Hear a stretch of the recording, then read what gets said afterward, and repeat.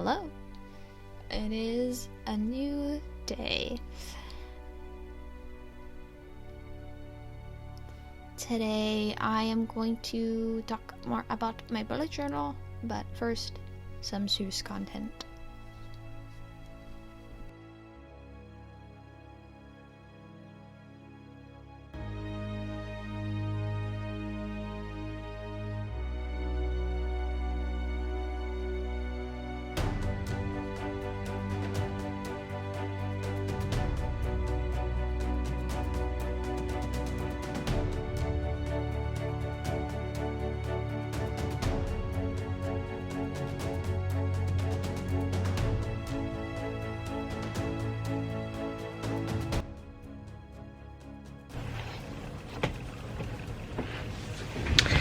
Hello.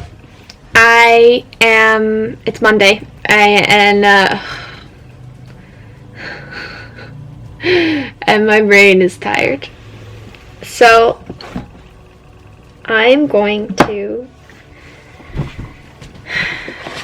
spend my week when I can't imagine doing anything. I know I can always do my bullet journal.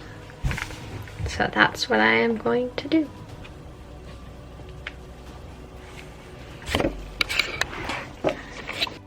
Something that I love about my bullet journal is that for these almost 5 years of doing it, it has always been something I can do. Sometimes I don't even want to take a shower. I don't even want to take care of my body.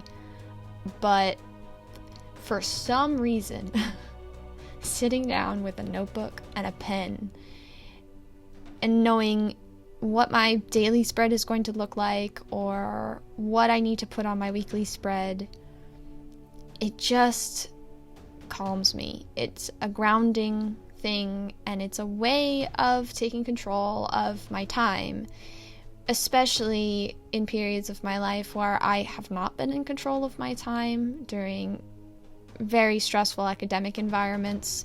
Sometimes the only control I can take is that my bullet journal at least looks nice. At least the stressful thing looks nice. And as a bonus, when I'm trying to figure out how I'm gonna get everything done in a week and I just can't figure it out, and there's too much and there's a lot of overwhelm, even if, okay, let me put it this way. The first question I get asked a lot, more often than not, this question is asked: how do you have time for this? And my usual response is, this is how I have time for the rest of the stuff.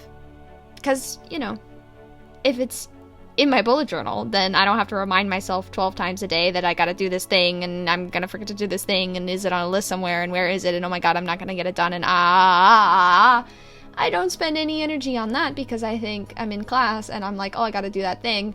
I'll just jot it down in my bullet journal, and then I don't have to think about it until I open my bullet journal, and I'm like, oh yeah, I gotta write that email, and then I go write that email.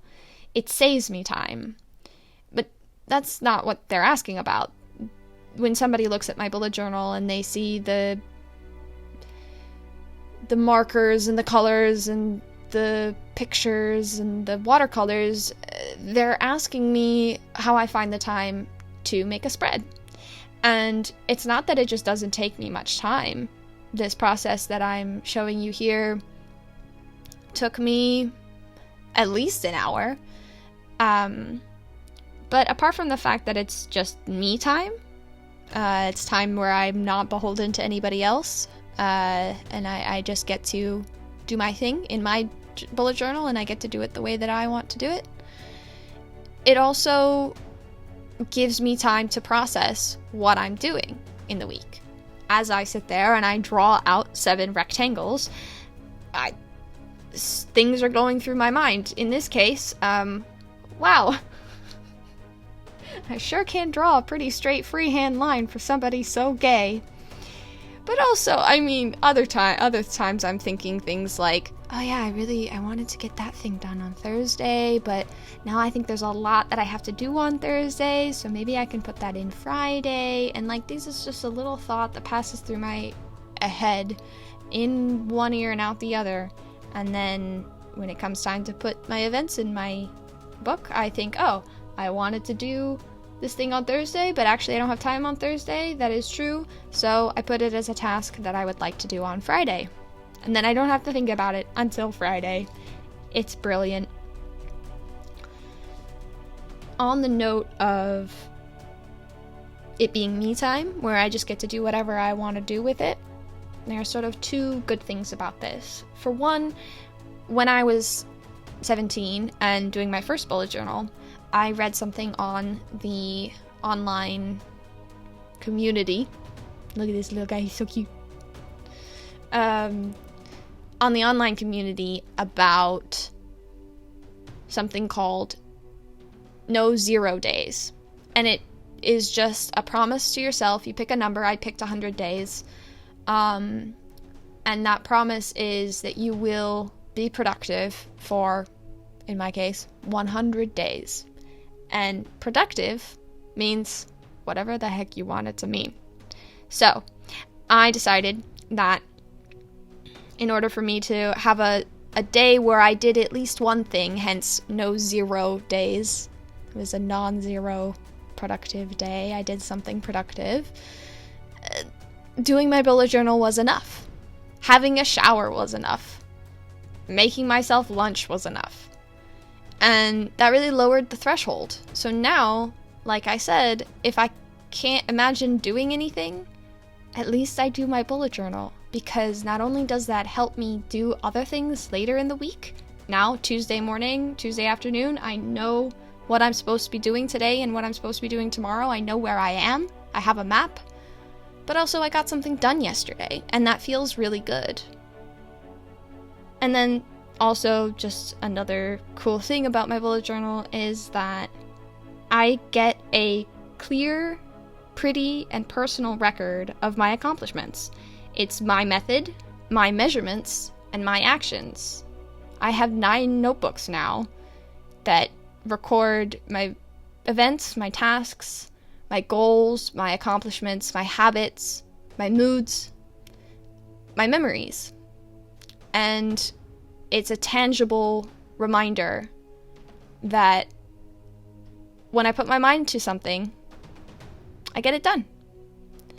And I enjoy getting it done because I can do it the way that I want to do it, which in this case involves so many kinds of markers, brush pens, equipment, scissors, pictures, and my beloved fine liners.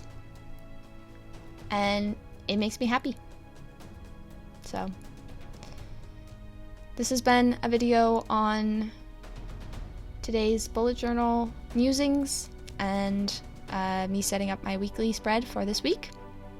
There's not that much left to go, just putting on some finishing touches, and then I will leave it there. So I will let you watch that, and then I'll see you tomorrow.